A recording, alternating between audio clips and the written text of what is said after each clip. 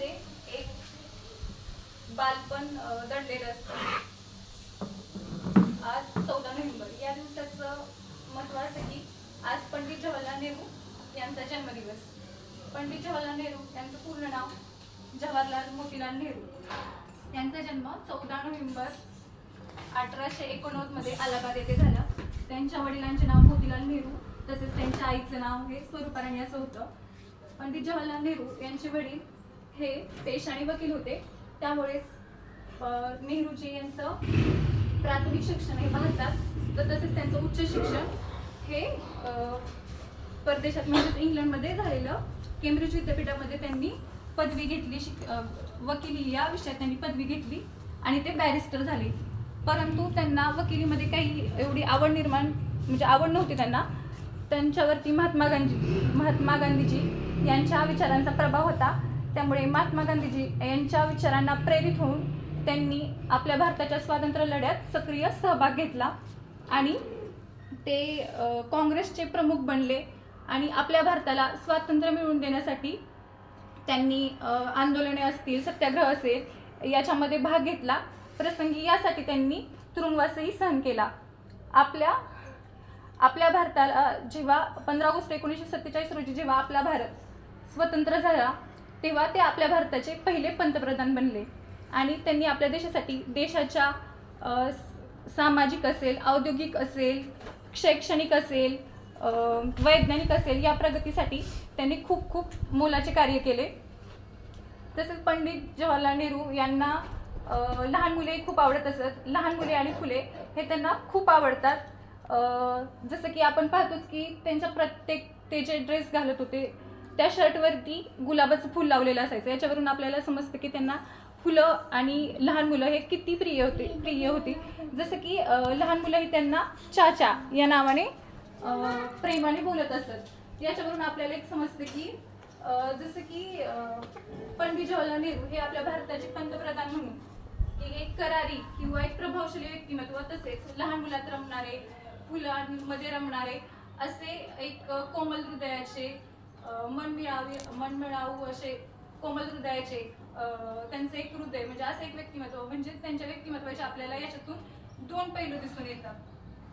पंडित जवाहरलाल नेहरू यांनी जेव्हा आपला देश पारतंत्र्यात होता, आपल्या देशावरती जेव्हा 150 वर्ष राज्य केलेलं ब्रिटिशांनी, अशा आपल्या देशाला जेव्हा स्वातंत्र्य भेटलं तेव्हा आपला जो देश आहे त्यातील जी लोक आहेत त्यांना अशी 150 वर्ष गुलामी म्हणजे गुलाम म्हणून ते राहिले होते। ते गुलामी करण्याची त्यांना अशी सवय लागली होती, खचलेले होते, ते पिचलेले होते। अशा मनाला नवीन उमेद देण्यासाठी जेव्हा आपला भारत स्वतंत्र झाला, मग या भारताला जी आपल्या भारताची अर्थव्यवस्था असेल, पूर्ण जीवन व्यवस्था असेल ती विस्कळीत झालेली, त्या जीवन व्यवस्थेची सुव्यवस्थित घडी बसवून देण्याचं एक पंतप्रधान म्हणून त्यांनी एक अतिशय मोलाचं कार्य केलं। त्याच्यासाठी मग त्यांनी शेतकऱ्यांना, हा आपला देश सुजलाम सुफलाम होण्यासाठी शेतकऱ्यांसाठी त्यांनी जलसिंचन असेल अशा शेतीविषयक योजना आणल्या, त्या राबवल्या गेल्या आणि आपला देश जेव्हा स्वतंत्र झाला तेव्हा आपल्या देशामध्ये म्हणजे इंग्रजांनी असं काहीच ठेवलं नव्हतं, पूर्ण असं लुबाडून गेलं होतं की एकदम गरीब आपण झालो होतो।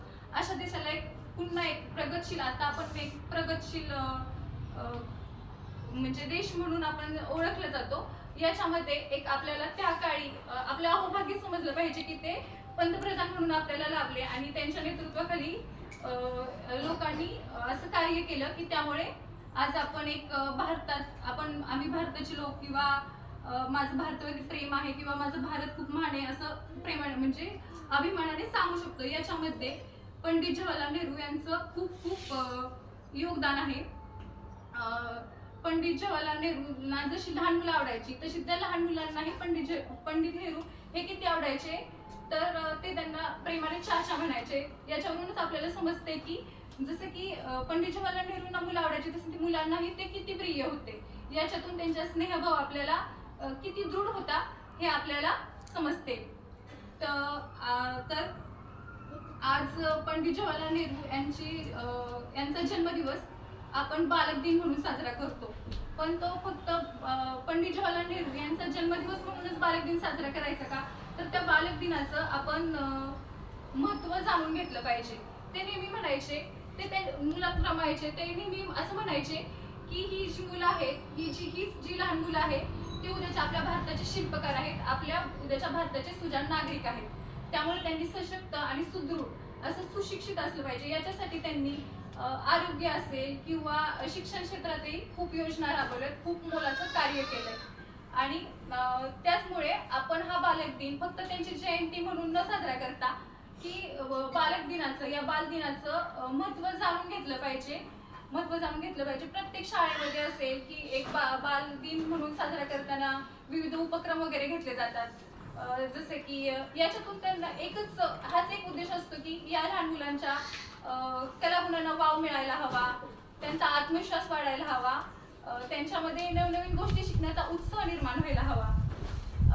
आपण या लहान मुलांसाठी त्यांच्या सामाजिक असेल, त्यांच्या शारीरिक असेल, बौद्धिक असेल, मानसिक असेल हा विकास होण्यासाठी ॲज अ टीचर म्हणून आम्ही आणि ॲज अ पॅरेंट्स म्हणून तुम्ही आवश्यक तेवढे प्रयत्न करूयात.